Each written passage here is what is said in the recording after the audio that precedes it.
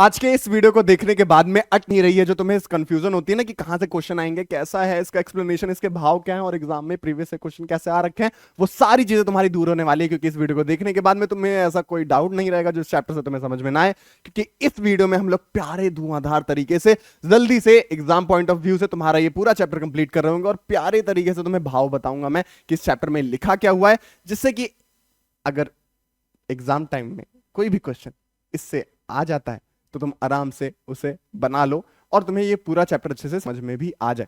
तो अट नहीं रही है, इसको समझने के लिए बेस्ट जो तुम्हें यहां पर ग्राफिक मिल सकता था लगाया हुआ है। जैसे यहां पर हमारे ये बैग है, बैग में इतनी चीजें भर दो, इतना हरियाली भर दो, इतनी सुंदरता भर दो कि वो अटे ही ना, वो उसमें समाये ही ना, वो बैग बंद ही ना हो। इसे हम लोग कहते हैं अट नहीं रही है। फॉर एग्जाम्पल बैग में तुमने इतने 75 जोड़ी कपड़े रख दिए कि अब उसमें और रखने की जगह नहीं है, तो क्या कहोगे कि अब बैग में और सामान नहीं रखे जा रहे हैं, या फिर कवि की भाषा में अट नहीं रही है। ठीक है, तो सूर्यकांत त्रिपाठी निराला जी हमारे छायावाद के बहुत ही प्रमुख कवि हैं। उन्होंने बहुत सारी कविताएं लिखी हैं छायावाद पर। छायावाद क्या होता है? आसान शब्दों में प्रकृति और हमारे आसपास के जो एनवायरमेंट है उसको मानवीकरण करके, उसका सौंदर्यीकरण करके, उसको प्यार से रोमांटिसाइज करके जब हम लोग कविताएं लिखते हैं तो उसे छायावाद कहते हैं। अभी के लिए तुम्हारे लिए इतना ही काफी है, इतना समझ जाओगे तो बस काफी है। ठीक है, तो छायावाद के अपने कवि हैं निराला जी, और उन्होंने एक बार फरवरी में 14 फरवरी को वो बाहर गए और उन्होंने देखा कि बाहर जब वो गए तो हरियाली है चारों तरफ।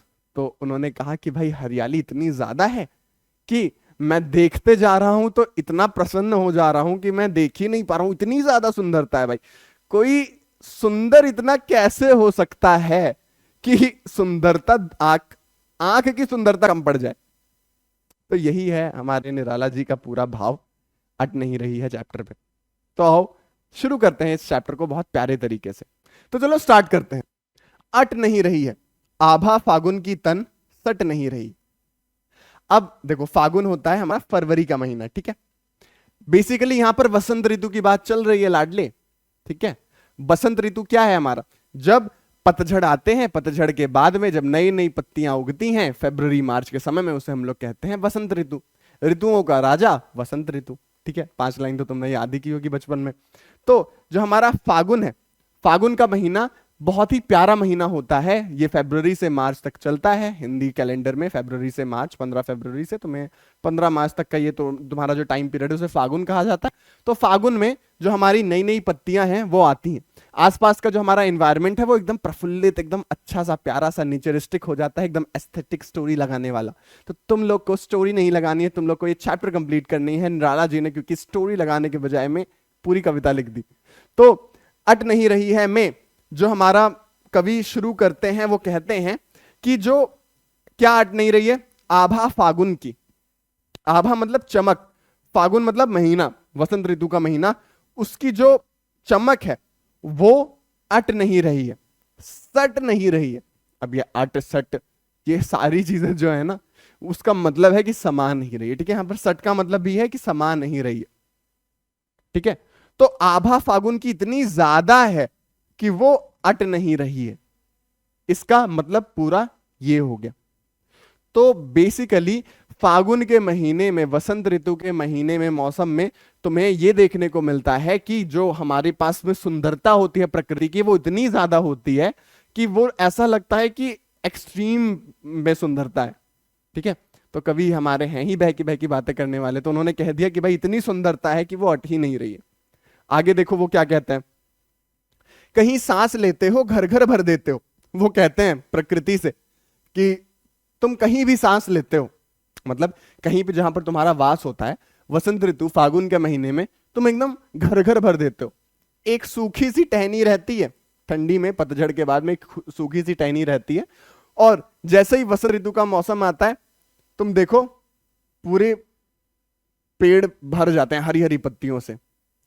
तो जो हमारे कवि हैं वो ये कहते हैं कि भाई जहां पर भी तुम जाते हो घर घर भर देते हो। कि इसको समझने के लिए देखो कि अगर कोई पुराना घर है, ठीक है, आसान से शब्दों में तो मैं समझाता हूं, पुराना घर है, खंडहर, फागुन का महीना आता है, उसमें नए नए पेड़, नई नई झाड़ियां, नए नए घास उगने लग जाती हैं, और कुछ समय में वो घर पूरा भर जाता है, जंगल लगने लग जाता है। कभी देखना ऐसे घर को जहां पर कोई रहता ना हो। तो ये जो हमारा प्रकृति है ना, वो जहां पे भी जाता है भर भर के चला जाता है। तुम देखोगे पार्क में तुम्हारी इतनी घास आ जाएगी कि जाना मुश्किल हो जाएगा, पेड़ इतने बड़े हो जाएंगे, झाड़ियां इतनी बड़ी हो जाएंगी, अगर तुम्हारा कोई छोटा सा पौधा भी है वो भी एकदम खिलखिला उठेगा।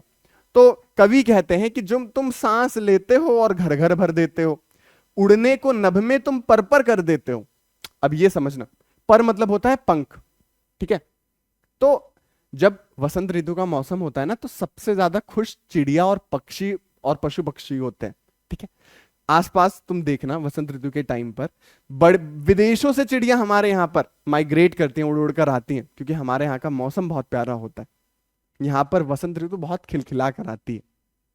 तो जो हमारी चिड़िया है वो आसमान में उड़ने लगती हैं उस समय में, और खुशी से उड़ती हैं यार। गर्मियों में जब चिड़िया उड़ रही हो तो ऐसा थकी ऐसी हाफते हुए उड़ती है, ठंडी में बेचारी ठंड से उड़ती है, लेकिन वसंत ऋतु में वो खिलखिला कर उड़ती हैं, ऐसे एरोप्लेन की तरह वो ऐसे घूम घूम के उड़ती हैं, झुंड के झुंड उड़ते रहते हैं। शाम के टाइम पर वसंत ऋतु में तुम देखना, अभी के टाइम पर एग्जाम टाइम में वही चल रहा है, बाहर देखना।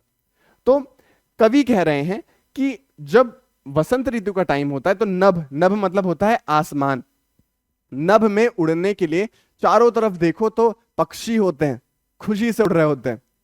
और इसके साथ साथ में क्या होता है, लोग प्रसन्न रहते हैं, लोग खुश रहते हैं। जहां नेचर रहता है वहां लोग खुश रहते हैं। तो नभ में अगर अगर हम लोग इसको दूसरे तरीके से लें, मेटाफोरिकली लें, अगर दूसरे तरीके से अगर हम लोग इसका भाव समझने की कोशिश करें, तो हमारा जो आकाश रहता है वो हैप्पीनेस से भरा रहता है, अपॉर्चुनिटी से भरा रहता है, कुछ भी हम लोग पा सकते हैं, इतना हमारे पास मोटिवेशन रहता है। तो उड़ने के लिए नभ पूरा परों से भरा होता है वसंत ऋतु के टाइम पर। ये कह रहे हैं हमें हमारे कवि इन दो पंक्तियों से। आंख हटाता हूं तो हट नहीं रही है। तुम ही सोचो यार कि पेड़ पौधे पूरे हरे भरे हैं, ऊपर पक्षियां चहचहा रहे हैं, उड़ रहे हैं, सारी जो एनवायरनमेंट है वो पूरा एकदम खुशहाल है। ऐसे टाइम पर तुम कैसे उससे नजर हटा पाओगे इतने प्यारे दृश्य से। तो वही कवि भी कह रहे हैं कि जब मैं आंख हटाना चाहता हूं तो हट नहीं रही है। क्यों? क्योंकि अट नहीं रही है। अब आओ आगे चलते हैं। पत्तों से लदी डाल, कहीं हरी कहीं लाल। मतलब कि जो डालियां थी जो पहले सूखी थी, अब उसमें इतने पत्ते भर चुके हैं, लद चुकी है पूरी डालियां। किससे? हरे पत्तों से, लाल पत्तों से। कुछ कुछ लाल पत्ते होते हैं प्यारे प्यारे, ठीक है। तो वो लाल पत्ते, हरे पत्ते, नए नए पत्ते, इन सब से जो हमारी डाल है वो भर चुकी है। कहीं पड़ी है उर में मंद गंध पुष्पमाल। उर मतलब क्या होता है? तो हम लोगों ने अभी उत्साह में देखा, दिल होता है। तो जो हमारा दिल है वो ऐसा लग रहा है कि जो हमारी पूरी धरती का दिल है उस पर एक मंद गंध पुष्पमाल डाल दिया गया है। मंद गंध पुष्पमाल, ये क्या है? मंद मतलब होती है प्यारी, गंध मतलब होती है सुगंध, पुष्प मतलब होती है फूल, और माल मतलब होती है माला।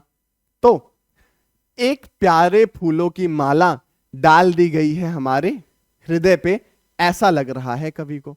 प्रकृति के हृदय में एक प्यारे फूलों की, खुशबूदार फूलों की माला डाल दी गई है। जहां आसपास देखो नए नए फूल खिल रहे हैं, नए नए पत्तियां खिल रही हैं। ये क्या है? ये एक बहुत ही सुगंधित, बहुत ही मनमोहक दृश्य हम लोग को देखने को मिलता है वसंत ऋतु के टाइम पे, फागुन के महीने में। तो यहां पर कवि वही कह रहे हैं कि ऐसा लग रहा है कि हमारे दिल के आसपास, प्रकृति के दिल के आसपास, धरती के दिल के आसपास एक प्यारे सुगंधित फूलों की माला डाल दी गई है, ठीक है। पात पाट शोभा श्री पट नहीं रही है। पाट पाट मतलब जगह जगह पर, शोभा श्री मतलब जो खुशहाली है, जो सुंदरता है, वो पट ही नहीं रही है। जगह जगह पर इतनी सारी सुंदरता है, इतने प्यारे प्यारे फूल। जब तुम देखोगे ना वसंत ऋतु के टाइम पर, जो घास तुम्हें साल भर इरिटेट करती है उसमें भी छोटे छोटे फूल आ जाते हैं। इतना प्यारा महीना है कि जगह जगह पर तुम्हें फूल, जगह जगह पर तुम्हें नया जीवन देखने को मिल रहा है, कि इतना ज्यादा है वो कि वो पट ही नहीं रहा है, वो समा ही नहीं रहा है। यहां पर पट सट जितने भी ये अटपट आ रहे हैं ना, वो सबका मतलब है कि समा नहीं रही है, ठीक है। तो इतना ज्यादा सुंदरता है कि वो समा नहीं रही है। अट नहीं रही है। और हो गया अपना चैप्टर कंप्लीट। इतना छोटा सा चैप्टर था। इससे इंपॉर्टेंट क्वेश्चंस देखो कहां से आएंगे, समझ लो। सबसे पहले तुम्हें यह पता होना चाहिए कि यहां पर अट नहीं रही है, आभा फागुन की तन सट नहीं रही है। इस पर तुम्हें 5 नंबर का पूरा अच्छे से लिखकर लेके जाना है। पहले अपना एक पेपर खोलो और उसमें इस पूरे चैप्टर की व्याख्या लिख दो, ठीक है। क्योंकि डायरेक्टली क्वेश्चन आ जाता है इसमें कि भाई अट नहीं रही है में कवि किस चीज के बारे में बात कर रहे हैं, उसको अपने शब्दों में लिखो। एक बार लिख लोगे, 5 नंबर के क्वेश्चन के अकॉर्डिंग अगर इसको एक बार एक पन्ने में पूरा लिख रहे हो, इस चैप्टर को एक बार एक्सप्लेन कर ले रहे हो, ये वीडियो 2x पे दोबारा देख लेना, जिससे तुम्हें सारे जो कीवर्ड्स हैं, जो की पॉइंट्स हैं जिसमें कवि ने कहे हैं, वो तुम्हें याद हो जाएंगे, दिमाग में बैठ जाएंगे और फिर तुम्हें इसको पढ़ने की जरूरत नहीं रहेगी, सारे क्वेश्चन इसी से बन जाएंगे। आओ देख लो कुछ क्वेश्चंस जो तुम्हारे हिंदी बुक में। पहला क्वेश्चन है हमारे पास, छायावाद की एक खास विशेषता है अंतर्मन के भावों को बाहर की दुनिया से सामंजस्य बिठाना। कविता में किन किन पंक्तियों से आपको लगता है? मतलब कि जो हमारे अंतर्मन के भाव हैं कि खुश होना, निराश होना, उसको बाहर प्रकृति से रिलेट करके लिखने को हम लोग छायावाद कह रहे हैं, जैसा मैंने तुम्हें सिंपल भाषा में बताया। तो तुम्हें कई कई जगह पर देखने को मिलता है कि कवि ने अपनी फीलिंग्स को लिखा है।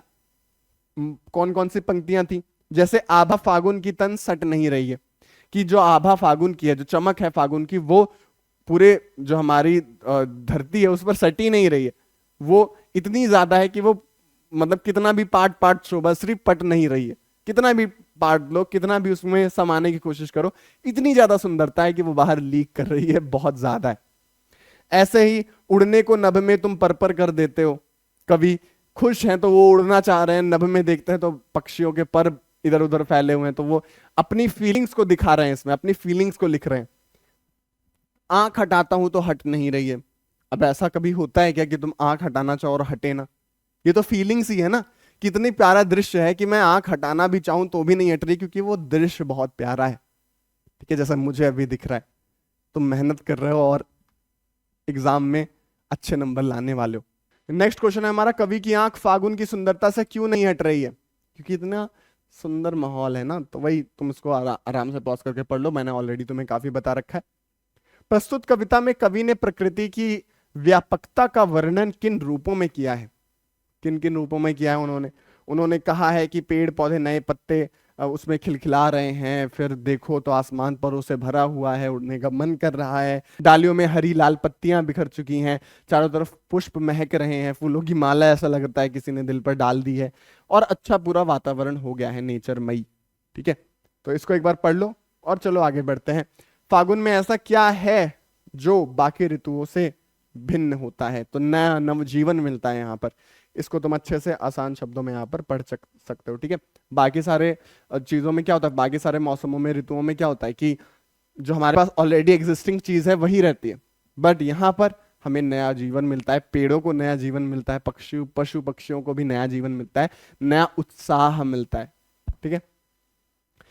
इन कविताओं के आधार पर निराला के काव्य शिल्प की विशेषताएं बताएं, ठीक है। निराला जी छायावाद के बहुत बड़े कवि थे, पता चल गया। एक पॉइंट ये हो गया। निराला जी मानवीयकरण करते थे, ठीक है, मानवीयकरण अलंकार का बहुत अच्छे से इस्तेमाल करते थे उन्होंने। तुम दोनों कविताओं में तुम देखोगे कि मानवीयकरण अलंकार का बहुत प्यारे तरीके से इस्तेमाल किया है। इसके साथ साथ में अलंकारों का बहुत अच्छा वो यूज करते थे। रूपक हो गया, अनुप्रास हो गया, यमक अलंकार हम लोग को इन कविताओं में देखने को मिलता है। गीत शैली में वो लिखते थे, ठीक है। इन कविताओं को तुम गा सकते हो, इस तरीके से वो लिखते थे। और इसके साथ साथ में वो हमारे नेचर को इतने प्यारे तरीके से हमारे लिख देते थे कि वो एक तरीके से हमारे दिल तक पहुंचता था। ये सारे पॉइंट्स तुम आराम से लिख सकते हो, ठीक है। तो ये इसको तुम आराम से पॉज करके पढ़ लेना, जो मैंने बताया वो सारी चीजें यहाँ पर आ जाएंगी, ठीक है। मानवीयकरण अलंकार का इस्तेमाल हो गया, फिर तत्सम शब्दों का प्रयोग भी ये बहुत अच्छे से करते थे, ठीक है। अब ये सब क्या है? तत्सम, रूपक, यमक, उपमा, ये सारे अलंकार क्या है? ये तो तुम्हें ऑलरेडी पता नहीं होगा ना, क्योंकि लास्ट टाइम तो तुम्हारे टीचर ने अच्छे से पढ़ाया नहीं था। चलो ठीक है, इसको मैं अच्छे से एक बार तुम्हें एक छोटा सा 10-15 मिनट के वीडियोस में अच्छे से बता दूंगा, तो उसको हम लोग अच्छे से कंप्लीट कर रहे होंगे। उसकी टेंशन ना लो, जो पढ़ा रहा हूँ दिमाग में अच्छे से बैठा लो, सारी चीजें कंप्लीट करवा दूंगा, ठीक है, कोई टेंशन नहीं। अट नहीं रही है होता है हमारा complete. Thank you so much for watching. Subscribe अगर नहीं किए हो और चुटपुटिया दोस्तों को अगर नहीं शेयर कर रहे हो तो कर दो, पाप कर रहे हो तुम, फ्री में कंटेंट कंज्यूम कर रहे हो और शेयर नहीं कर रहे हो, शेयर करो। और अपने चुटपुटिया दोस्तों के साथ में आओ, ग्रुप्स में शेयर करो, वीडियो देखो भाई, कूल बनो। ऐसा कंटेंट यूट्यूब पर नहीं है जहां भेजोगे ना इम्प्रेस हो जाएंगे लोग, क्योंकि ये कंटेंट प्रीमियम कंटेंट है, ये तुम्हें ऐसे कहीं फ्री में नहीं मिलता, तुम्हें फ्री में दे रहा हूं, तो एंजॉय करो। Thank you so much for watching and मिलते हैं नेक्स्ट वीडियो में, नेक्स्ट चैप्टर में।